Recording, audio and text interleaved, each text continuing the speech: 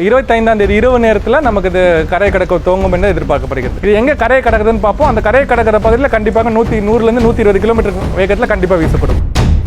இது நம்ம பாண்டிக்கும் சென்னைக்கு அருகே இல்லை மரக்காணம் இருக்கட்டும் இல்லாட்டி நமக்கு மகாபலிபுரம் இருக்கட்டும் இந்த ஏரியாவில் நமக்கு கரையை கடக்கிறதுக்கான வாய்ப்பு அதிகமாக இருக்கிறது. ஸோ மேலே வடப்பகுதியில் காற்றோட இது வந்து நமக்கு கிட்டத்தட்ட நமக்கும் 100 கிலோமீட்டர் வேகத்தில் காற்று வீசக்கூடிய வாய்ப்பு இருக்குது. தீவிர புயல் வந்து அதிதீவிர புயலாக மாறும்னு சொல்லியிருக்காங்க. அதை பற்றி கொஞ்சம் சொல்லுங்கள் சார். ஸோ அதுக்கும் வாய்ப்பு இருக்குது, ஆகாதுன்னு சொல்ல முடியாது. கண்டிப்பாக அதுக்கும் வாய்ப்பு இருக்குது. ஆனால் பார்டர் லைனில் ஆகும், ஆழ்கடலில் அது மாதிரி ஆகாது. இந்த புயலுக்கு மற்ற கடலோட வெப்பநிலையாக இருக்கட்டும், விண்ஷியராக இருக்கட்டும், வேற எல்லாமே சாதகமாக இருக்கனால இது வந்து அதோட தாக்கம் வந்து குறையாது, வலுவடைந்து கொண்டே போகும். டைரக்ஷன் மாறதுக்கான வாய்ப்பு இருக்குது சார். அதாவது இது வரைக்கும் என்ன டைரக்ஷனில் போயிட்டு இருக்கு சார்? இப்போ வரைக்கும் நமக்கு அதே மேற்கு திசை நோக்கி தான் நகர்ந்து வந்தது. பட் வருகின்ற நேரத்தில் அது மேற்கு வடமேற்கு திசை நோக்கி நகர்க்கூடும். உள்ளே போக போக 26ஆம் தேதி நம்ம சென்னை இது மாதிரி மாவட்டங்களுக்குலாம் மழை பெய்யும். ஸோ திருவள்ளூர், வெள்ளூர்லாம் பார்த்தீங்கன்னா அடுத்த நாள் கரையை கடந்த பிறகு அவங்களுக்கு வந்து கனமழை பெய்யறதுக்கான வாய்ப்பு இருக்குது. வணக்கம் சார். வணக்கம். உருவாயிருக்கிற நிவர் புயல் வந்து கடந்த 3 மணி நேரத்துக்கு மேலே ஒரே இடத்துல இருந்துச்சு. ஸோ அதனால் வந்து அதோட இன்டென்ஸ் வந்து மாறுமா அப்படின்னு நிறைய பேருக்கு டவுட் இருந்துச்சு. அதோட இயல்பு எப்படி சார் இருக்க போகுது? இந்த ஸ்டாலிங்கிறது நம்ம அந்த ரிச் பொசிஷன் அப்போ நமக்கு வந்து இது காமனான விஷயம்தான்.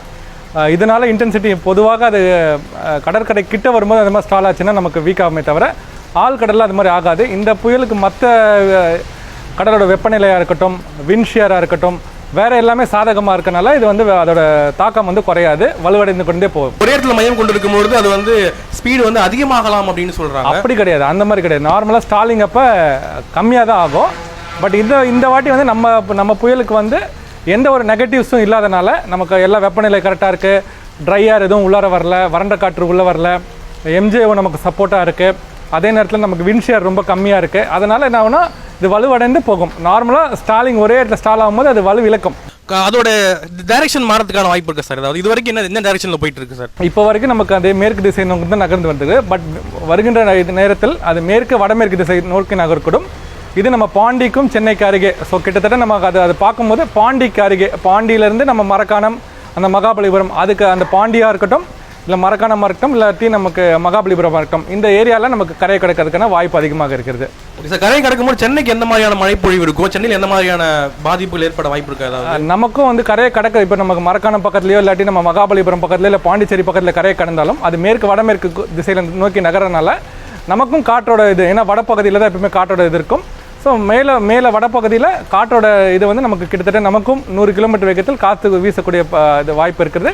அதே நேரத்தில் பாண்டி, மரக்காணம், மகாபலிபுரம் இந்த மாதிரி பகுதியில் 120 கிலோமீட்டர் வரைக்கும் வீசக்கூடிய வாய்ப்பு இருக்குது. தீவிர புயல் வந்து அதிதீவிர புயலாக மாறும்னு சொல்லியிருக்காங்க. அதை பற்றி கொஞ்சம் சொல்லுங்கள் சார். ஏன்னா இது எல்லாமே நமக்கு வந்து ஒரு 100 கிலோமீட்டர் நமக்கு எஸ்டிமேட் பண்ணும்போது எல்லா வாட்டியும் நம்ம முன்னாடி பார்க்கும்போது அது மேலே ஒரு 20 கிலோமீட்டர் அதிகமாக தான் இருக்குது. ஸோ அதுக்கும் வாய்ப்பு இருக்குது, ஆகாதுன்னு சொல்ல முடியாது. கண்டிப்பாக அதுக்கும் வாய்ப்பு இருக்குது. ஆனால் பார்டர் லைனில் இருக்கும். அப்படி வந்து அதோட இது அதிதீவிர புயலாக மாறும்போது அதோட திசைங்கிறது மாற்றம் ஏற்படும். இல்லை, அப்படி நம்ம அதை தான் சொல்கிறேன். தீவிரமடையாடே கொஞ்சம் மேற்கு நோக்கி நகரும்.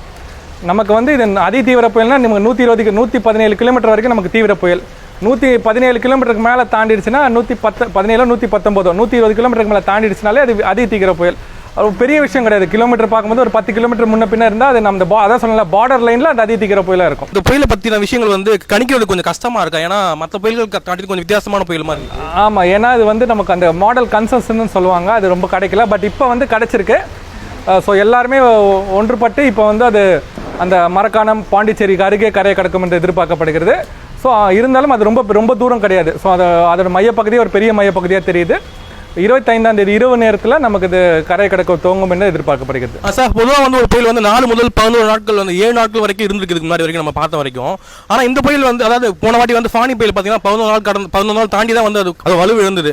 ஸோ இந்த புயல் அந்த மாதிரி இது வந்து வலுவிழக்கிறதுக்கான நாட்கள் வந்து அதிகரிக்க வாய்ப்பு இருக்கா? அப்படிலாம் இல்லை. அது வந்து நமக்கு பார்த்தீங்கன்னா தென்னந்தமானில் உருவாகி ஒடிசா வரைக்கும் போச்சு, நிறைய தூரம் போச்சு. அதனால டைம் எடுத்து அது மாதிரிலாம் போச்சு.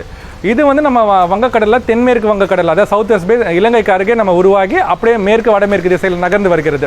ஸோ இதையும் கம்பேர் பண்ண முடியாது. அது வந்து நமக்கு வந்து ஒரு சம்மர் மான்சூன், அது மே மாதத்தில் வந்தது. இது வந்து நமக்கு வந்து வடகிழக்கு டைமில் வருது. ஸோ இதையும் கம்பேர் பண்ண முடியாது. எல்லா புயலும் ஒரே மாதிரி இருக்குன்னு கிடையாது. சில புயல் 4 நாள் 5 நாள் இருக்கலாம், சில நேரம் ஒரு புயலாக இருக்கலாம்.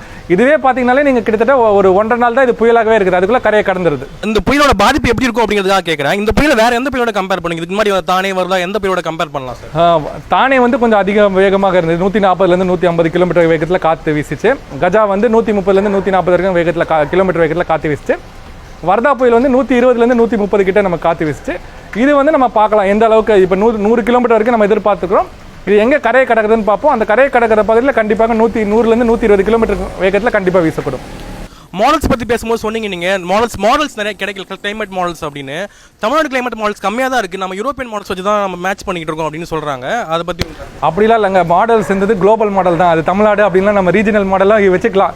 பட் எல்லாமே இயற்கை, எல்லாமே நம்ம உலகம்னு சொல்லும் போது அது ஒன்று தான். அது எல்லாமே ரன் பண்ணுறது ஒன்று தான். ஸோ அது வந்து நம்ம இந்திய வானிலை மையம் வந்து அவங்களும் ஒரு மாடல் வச்சுருக்காங்க.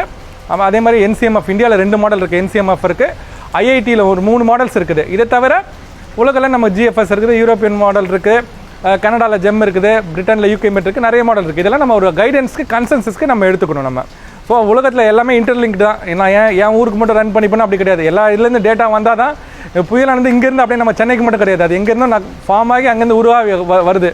ஸோ எல்லாத்தையும் நம்ம எடுத்துக்கிட்டால் தான் பண்ண முடியும். நீங்கள் தமிழ்நாட்டுக்கு ஒரு மாடல், சென்னைக்கு ஒரு மாடல் அப்படின்னு நம்ம இது பண்ணிக்க முடியாது. மழைப்பொழிவு எப்படி இருக்கும், நீராதாரம்?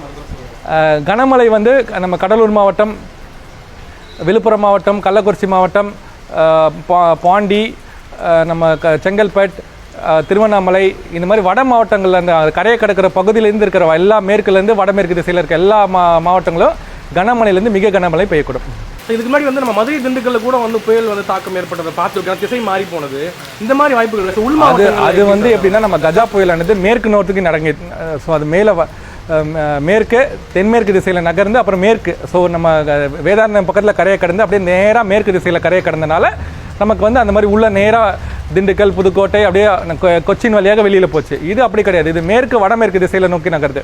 இது பாண்டிச்சேரி பக்கத்தில் கரையை கடந்தாலும் அப்படியே மேற்கு போகும்போது என்ன ஆகுனா அடுத்தது என்ன இருக்கும், விழுப்புரம் மாவட்டம் இருக்கும், செங்கல்பட்டு மாவட்டம் இருக்கும், திருவண்ணாமலை மாவட்டம் இருக்கும், அதுக்கு மேலே வெள்ளூர், ராணிப்பேட், அந்த மாதிரி தான் இதோட இம்பாக்டட் மாவட்டங்கள்னு கேட்டிங்கன்னா இந்தந்த மாவட்டங்கள்லாம் நல்லா, இந்த மாவட்டங்களில் கனமழையிலேருந்து மிக கனமழை பெய்யறதுக்கு வாய்ப்பு இருக்குது. இந்த அதிதீவிர புயல் வந்து கரை கடக்கிறது லேட் ஆகும், அதாவது நாளைக்கு ஈவினிங் 25 ஈவினிங் வந்து ஈவினிங்கிறது வந்து நைட் ஆகும். நைட்லேருந்து mid night early morning time வரைக்கும் நமக்கு வாய்ப்பு இருக்குது. ஸோ ராத்திரி நேரத்துலேருந்து காலை நேரத்துக்குள்ளே எப்போ வேணால் கரையை கடக்கிறதுக்கு வாய்ப்பு இருக்குது. ஸோ அது வந்து தள்ளி போகிறதுக்கான வாய்ப்பு எவ்வளோ சார் இருக்குது, அதை பற்றி கூட அப்படி ரொம்ப டிலே, அது நைட்லேருந்து காலையில் கூட கரையை கடந்துடும்.